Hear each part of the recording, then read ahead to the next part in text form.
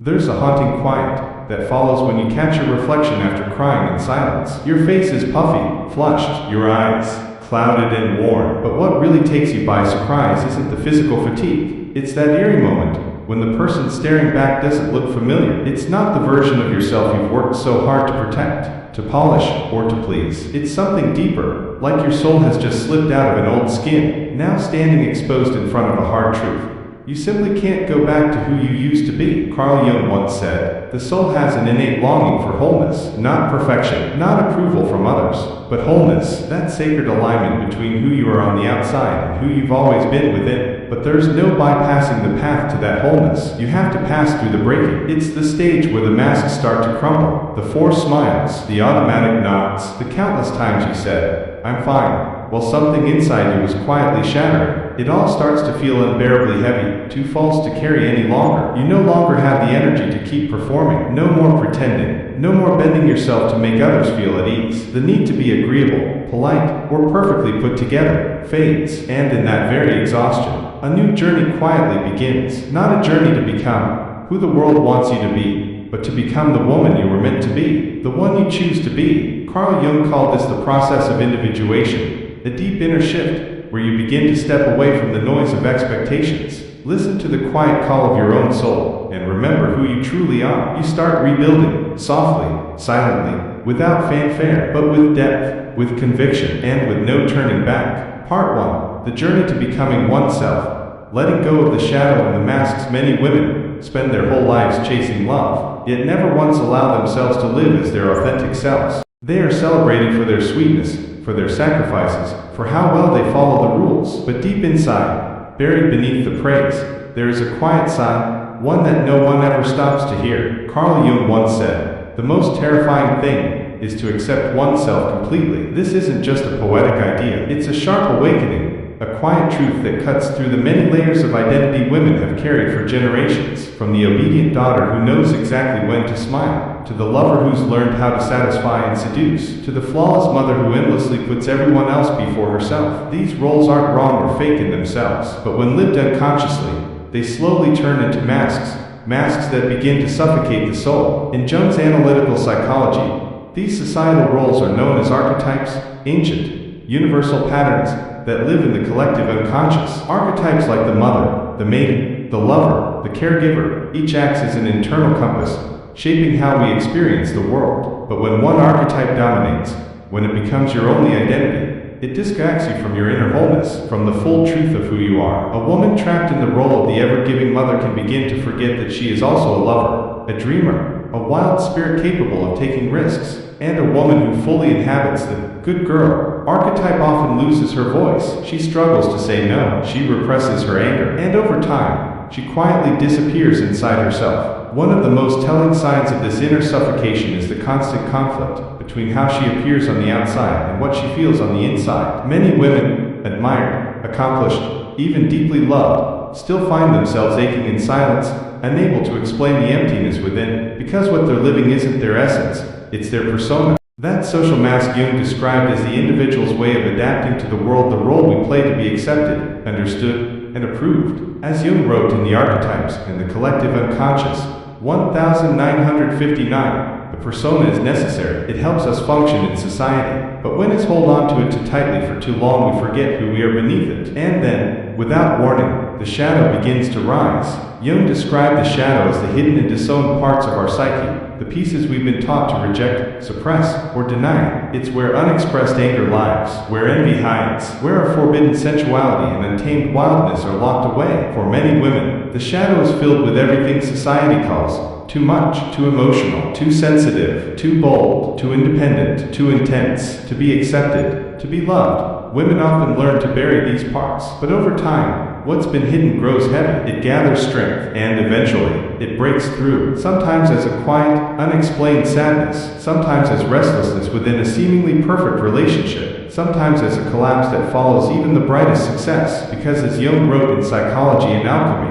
until you make the unconscious conscious, it will direct your life, and you will call it fate. When the shadow remains unseen, it doesn't disappear, it simply takes control from behind the curtain. The real transformation begins when a woman stops fearing her shadow, and starts having a conversation with it. This is the turning point. When she gives herself permission to feel anger without apology, to honor her desires without shame, to say no, to not want, to step away from roles she once thought were her destiny. For a woman in the midst of psychological awakening, there will be days of deep upheaval. She is no longer who she used to be, but not yet sure who she is becoming. This is the in-between of transformation, where old identities dissolve, relationships shift, and the inner world feels like a chaotic construction site. But in the rubble of the familiar, something new begins to breathe. The truth is, darkness is not the enemy, it's the guide. As Jung once said, one does not become enlightened by imagining figures of light, but by making the darkness conscious. Collected works of C.G. Jung. Volume, Padma. It's by walking into the very places we fear the most, where we feel unworthy,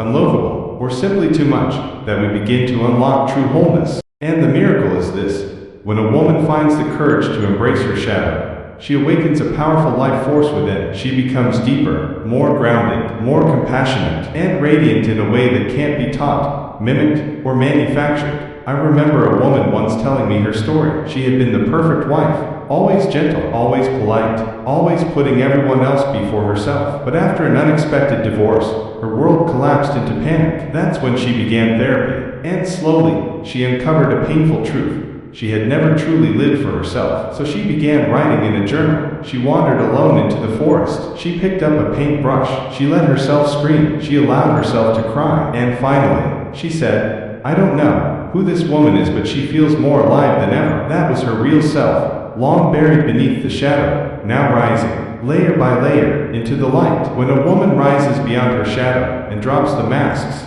she doesn't do it to become a shinier version of herself for others. She doesn't mold herself into some perfect archetype or ideal image. She becomes herself, rare, layered, at times unpredictable, but always real. And that kind of truth carries a presence, a quiet, magnetic energy that people can feel, not because she's flawless, but because she's fearless in her honesty.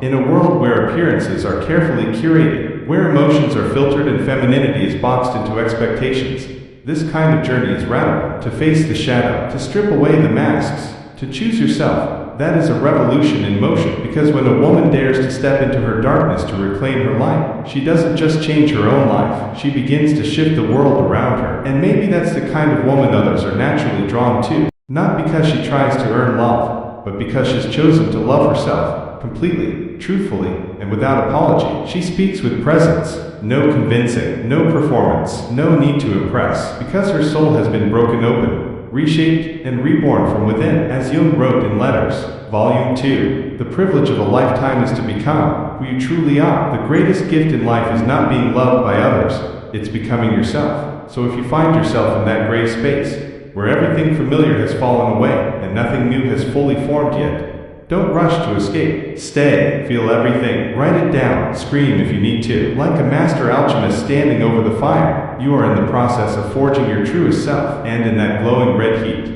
a new woman is being born, not out of perfection, but from the ashes of what no longer serves her. You are so close. You may not see it yet, but deep within you, something is shifting. This is not the end. This is the beginning of the miracle. Part 3, the rise of the integrated woman, the archetype of the whole feminine. After the storm has passed, while the ashes still smolder in her chest, something unexpected begins to unfold. This woman no longer waits to be rescued. She no longer looks to be pulled out of the darkness by someone else. She stops sending long messages trying to hold together what's already falling apart. Instead, she begins doing something that once felt unimaginable. She chooses to stay with herself. It's not some bold or dramatic act. It's subtle, quiet, but deeply transformative. A shift from deep within, as if the soul has stopped begging to be seen and started speaking in its own clear, unwavering voice. Have you ever felt that? A morning where, for the first time, you no longer care about the noise around you, where all you want is to be true to your heart. That is the moment a woman begins to rise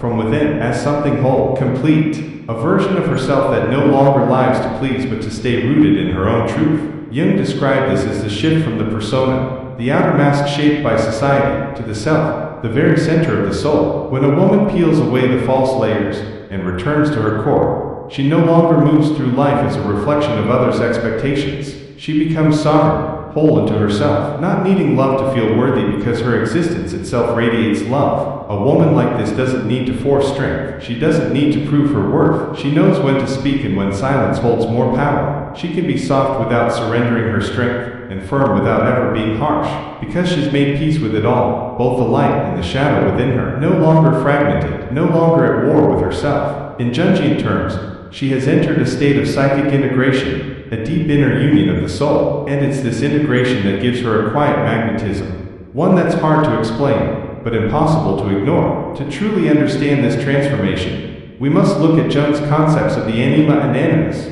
He believed that every soul holds within it an inner opposite, the unconscious masculine in women, known as the animus, and the unconscious feminine in men, known as the anima. When a woman hasn't yet developed or integrated her animus, she may unconsciously seek men to fill the gap, to provide direction, confidence, or strength she believes she lacks. This can lead her into imbalanced relationships, where the other becomes the savior, the guide, the one who gives her worth. But when the animus is fully integrated, she no longer searches for a father or a hero. Instead, she seeks an equal. Kinayan researches into the phenomenology of the self. Jung wrote, "The animus corresponds to the paternal logos, just as the anima corresponds to the maternal eros." In simple terms, this means that when a woman develops her animus, she doesn't just connect to logic, structure, and direction.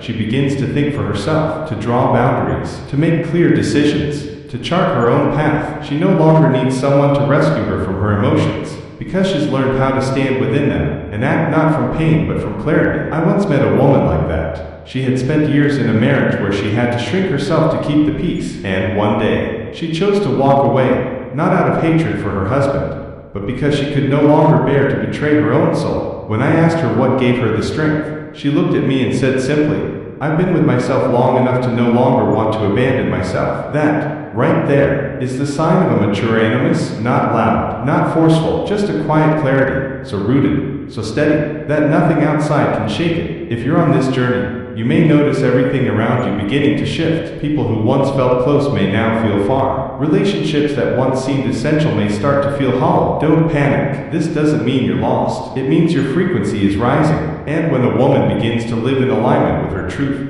anything not grounded in that truth will naturally begin to fall away. But here's the most beautiful part.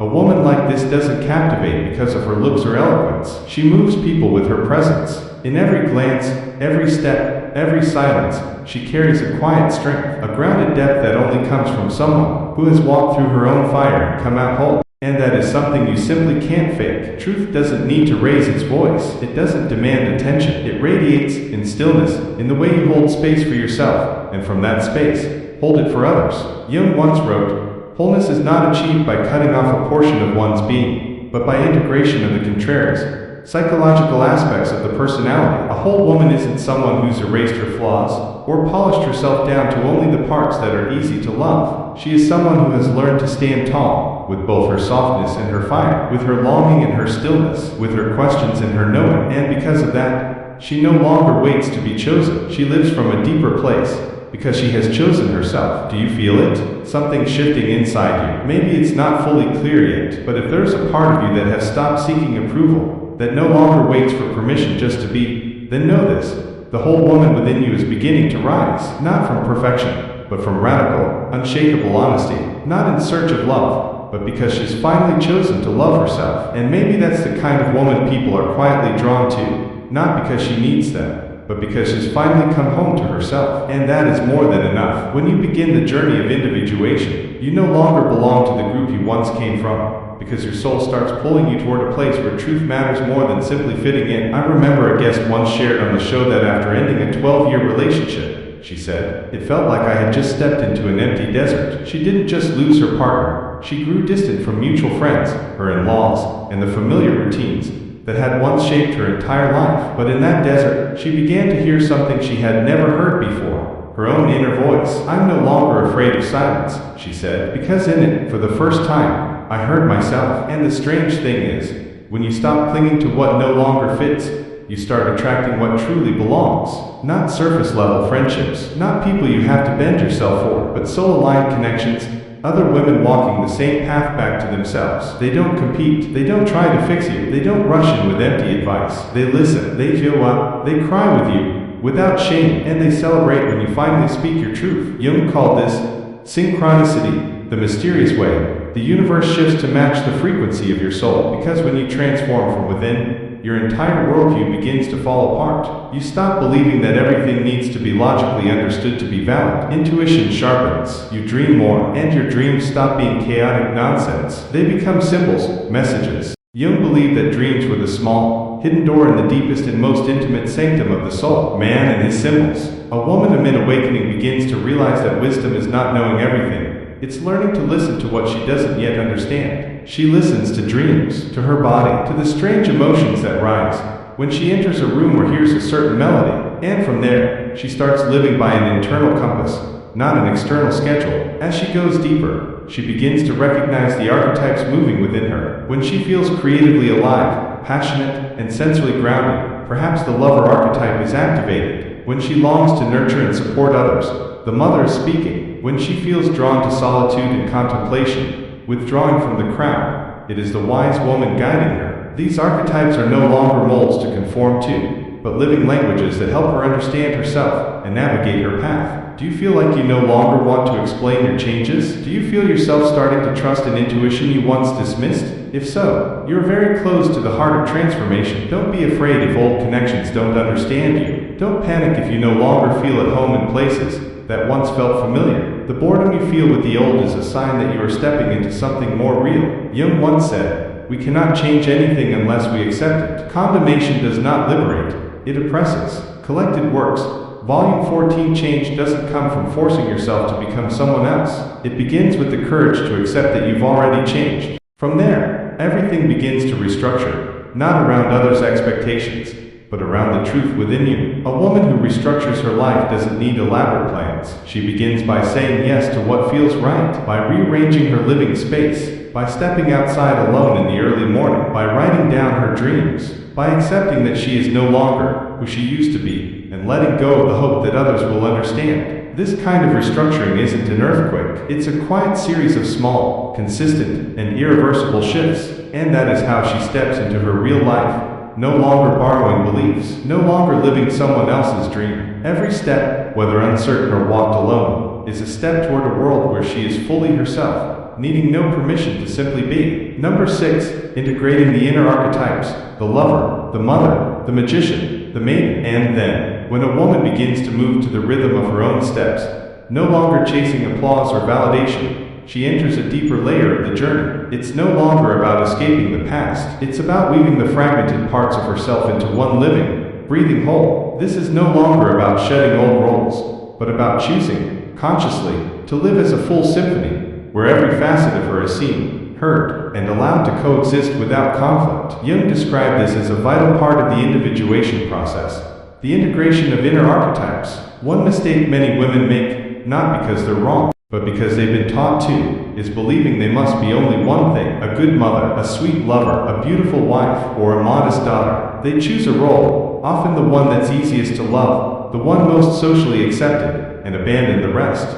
But each archetype isn't a fixed box. It's a stream of energy waiting to be activated, fluid, dynamic, meant to co-create the psychological landscape of a whole human being. Within every woman live multiple archetypes. She might be the lover, sensual, passionate, drawn to beauty, unafraid to seek joy; the mother, nurturing, patient, compassionate, a safe place to land; the magician or wise woman, deeply intuitive, drawn to solitude with a timeless perspective; and the maiden, free-spirited, curious, creative, and rich with wonder. These archetypes don't cancel each other out. On the contrary, they are all facets of the same being. I once spoke with a woman in her 50s, a former CEO of a major tech company. For years, she embodied the magician and mother archetypes, rational, sharp, tending to both her team and her family. But after a health crisis, she said she began to feel burnt out inside. She started taking belly dance classes. She went to figure drawing sessions.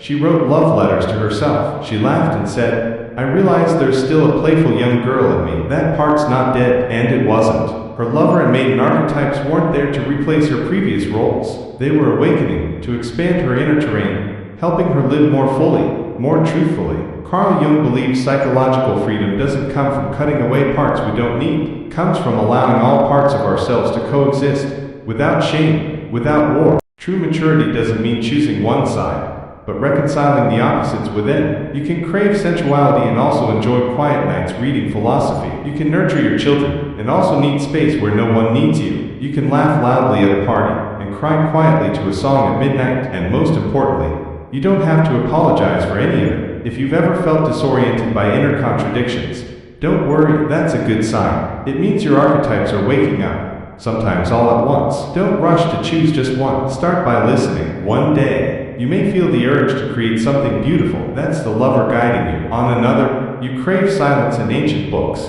That's the magician whispering. Another day, you may want to lie on the floor and doodle. That's the maiden. And when someone needs, the mother will emerge without being summoned. You are all of these, and you are allowed to be all of them. A woman who integrates her archetypes no longer asks, "Who should I be to be loved?" She asks, "Which part of me needs to come alive today?" That question not only frees her from societal pressure, it unlocks creative energy in art, in work, in how she loves, speaks, and shows up. She no longer tries to be the ideal woman. She becomes a vibrant, uncontainable being, fluid, radiant, and uncaged. Jung wrote a line I deeply love in memories, dreams, reflections.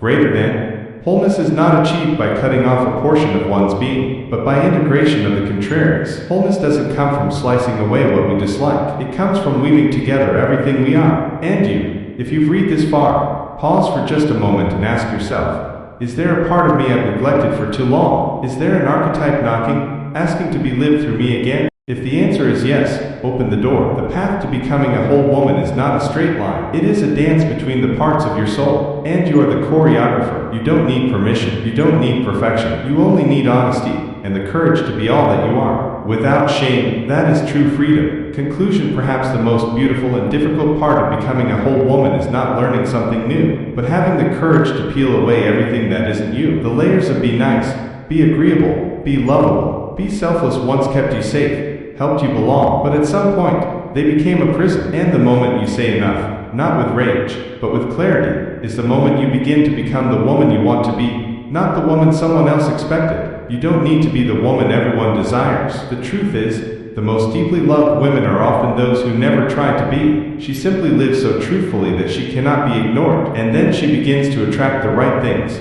the right people, the right love, not because she performs, but because she has chosen herself. There is a strange stillness in the eyes of a woman who knows who she is when she stands in front of the mirror, not to adjust herself to someone else's preferences, but simply to look and smile, because the woman in the reflection is someone she once dreamed of becoming. Not perfect, not untouched by sadness, not always strong, but honest, whole, and no longer asking for permission to exist. Carl Jung once wrote, "Greater than. One does not become enlightened by imagining figures of light, but by making the darkness conscious." Collected Works, Volume Padma. You cannot step into the deepest version of yourself by chasing false positivity. You must pass through the dark. You must embrace the pain. You must touch the things you once buried. And it is from that place that you truly begin to shine, not with borrowed brilliance, but with a light kindled from within. If you are somewhere in the middle of this journey, if things feel messy, if you still feel lost or doubtful, you are not alone. We are a generation of women waking up together, laying down old burdens together, choosing ourselves, not out of fear, but out of love. Every time you speak your truth, every time you set a boundary, every time you stop criticizing yourself, that's a small shock wave sent into the collective unconscious, where thousands of other women are waiting for someone to do it first. When one woman heals, she doesn't heal just for herself. She heals for her mother, for her daughter, for those who never had words for their pain. She opens a path not only for herself, but for those who come after her. Every step you take toward yourself is a step that lights the way for someone else. So even if this road feels lonely, even if you think you're not strong enough, remember this: you are never walking alone. Behind you is a river of women returning to themselves. Ahead of you is the full version of who you are becoming. And in this very moment, all you have to do is choose yourself, and the world will begin to rearrange to reflect that choice. You were never meant to live small. You were never meant to ask for permission. You are here to live truthfully, to live fully. Start now. Start with you.